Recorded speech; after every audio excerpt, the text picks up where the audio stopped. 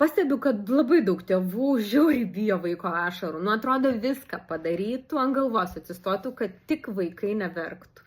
Dabar įsivaizduokit, jeigu jūs būtumėt mažo vaiko vietoje ir jums visą dieną kiekvienam žingsnį vadovautų, kada jūs turit keltis, ką jūs turit valgyti, kad ne jūs negalite antros ledų porcijos, ne jūs negalite šokoladuko arba saldainio, kad dabar jau jums reikia, žodžiu, pabaigti žaidimą ir susitvarkyti žaislus. Aš manau, kad jūs irgi stipriai pyktumėte, nes dalykai vyktų ne pagal jūs ir jūs turėtumėt per daug kontrolės. Tai aš nesakau, kad ta kontrolė ir vadovavimas yra blogai, mažiem vaikam reikia stipraus, aiškaus vadovavimo, nes jūs tikrai geriau žinote, kas vaikui yra geriausia, bet tai nereiškia, kad vaikai neturi teisės pykti ir išreikšti tų emocijų. Dabar įsivaizduokit, jeigu tos emocijos kyla, tokios pasipiktinimo ir pykčio, nes dalykai vyksta ne pagal vaiką, o jūs jų neleidžiate išreikšti, kažkur reikia vaikui ją susikišti. Tai yra žiauriai nesveika, todėl kad jau jeigu mums kilo ta tokia psichinė energija, reikia išleisti. Emocijos, kurios yra neišleidžiamos, jos nusėda mūsų kūne, tam psichosomatiniam lygmenį ir mes tada išsergam. Tai neišverktos ašaros paprastai yra išpučiamos per snarglius. Tai verkti vaikui yra sveika.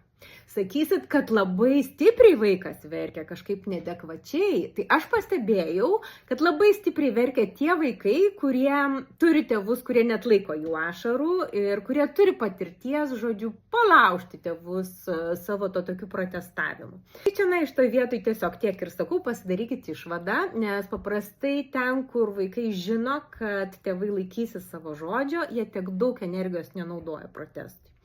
Antras momentas, kad kartais tiesiog vaikai, kol dar nemoka savireguliuotis, jie įsiverkia ir išeina į tą tokią afekto arba transo būseną.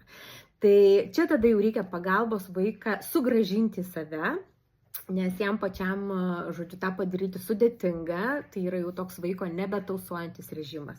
Tai tada mes vaiką apkabinam, todėl kad kai mes apkabinam, tarsi įrėminam kūną ir tai padeda vaikui sugrįžti į save.